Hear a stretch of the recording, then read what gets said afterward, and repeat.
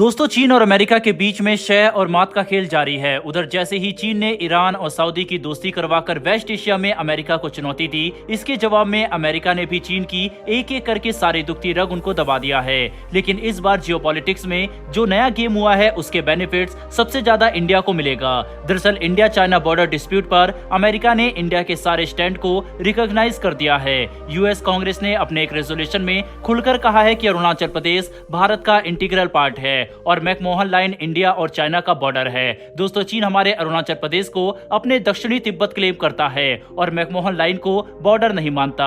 US Congress के प्रस्ताव ने चीन के इस स्टैंड को सिरे से खारिज करते हुए इंडिया के स्टैंड को रिकॉग्नाइज किया है। वहीं यूएस कांग्रेस के इस रेजोल्यूशन की खास बात यह है कि इस पर रिपब्लिकन और डेमोक्रेट दोनों की सहमति है। इसका मतलब यह है कि ये प्रस्ताव आसानी से पास हो जाएगा। यूएस कांग्रेस के रेजोल्यूशन कोई फॉर्मेलिटी बस नहीं होती है। यह रेजोल्यूशन यूएन के फॉरेन पॉलिसी का एक कमिटमेंट और टूल्स होता है और ग्लोबल पॉलिटिक्स में इसके डीप इंपैक्ट होते हैं। इस रेजोल्यूशन में अरुणाचल प्रदेश और मैकमोहन लाइन पर चीन के स्टैंड को खारिज करने के साथ साथ और भी कई इंटरेस्टिंग पॉइंट है। इस रेजोल्यूशन में चीन के एग्रेशन और बॉर्डर डिस्प्यूट पर उसके अप्रोच को क्रिटिसाइज भी किया गया है। प्रस्ताव में कहा गया है कि किसी देश द्वारा किसी देश के किसी हिस्से पर दावा करना एक बात होती है, लेकिन चाइना बॉर्डर डिस्प्यूट रीजन में मिलिट्री एग्रेशन दिखाता है और वहां कंस्ट्रक्शन करके अपनी बस्ती बना लेता है। वहीं पर चाइना की पीसफुली बॉर्डर डिस्प्यूट सेटलमेंट करने या थर्ड पार्टी इंटरफेयर द्वारा बॉर्डर डिस्प्यूट सेटलमेंट में कोई भी इंटरेस्ट नहीं है। चाइना अपने मिलिट्री पावर के बल पर बॉर्डर डिस्प्यूट सेटलमेंट की जगह पर दूसरे देशों के हिस्से को हड़पना चाहता है। चाइना का यह अप्रोच दुनिया के लिए खतरनाक साबित हो सकता है।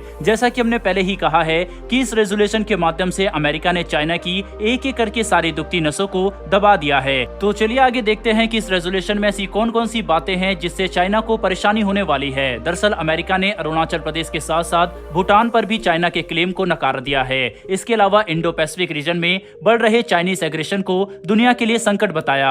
इस रेजोल्यूशन की सबसे खास बात यह है कि इसमें भारत का सीधे तौर पर नाम नहीं लिया गया और इंडिया के रिएक्शन की खूब प्रशंसा की गई। अमेरिका ने कहा कि इंडिया एक सॉवरेन कंट्री है और वह बॉर्डर डिस्प्यूट में चाइनीज मिलिट्री एग्रेशन का मुंहतोड़ जवाब दे रही है। अमेरिका ने सीधे तौर पर तवांग और गलवान में मिलिट्री क्लेश का नाम लिया। इसके साथ ही इंडिया और ताइवान के बढ़ रहे कोऑपरेशन की भी खूब प्रशंसा करके चाइना की वन चाइना पॉलिसी को अंगूठा दिखा दिया। कुल मिलाकर देखें तो अमेरिका के इस स्टैंड ने इंडिया को एक एज दे दिया है। पहली बार अमेरिका इतनी क्लियरिटी के साथ इंडिया चाइना बॉर्डर डिस्प्यूट पर भारत का साथ दिया है। आपको पता होगा कि 1962 के वॉर के बाद उस समय हमारे मित्र देश भी ये कहने को तैयार नहीं थे कि चाइना ने इंडिया पर अटैक किया है। आज भी दुनिया के देश चाइनीज एग्रेशन पर उतना नहीं बोल पाते।